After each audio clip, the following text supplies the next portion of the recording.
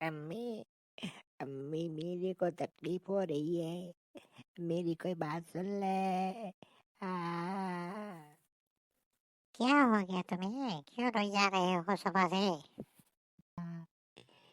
मुझे बहुत दर्द हो रही है। अभी कहाँ दर्द हो रही है तुझे?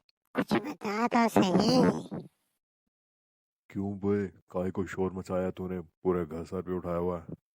एक मुक्का लगाऊंगा तुझे, अब्बा फिर तू मुझे बड़ी बताएगा दर्द क्या। हो रही है। बोल तो सही, तुझे कहाँ दर्द हो रही है?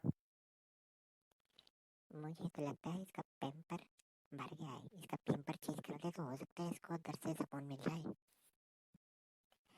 इधर ला, मैं तेरा पैम्पर चेंज करूँ, हो सकता है तुझे सुकून आ जाए।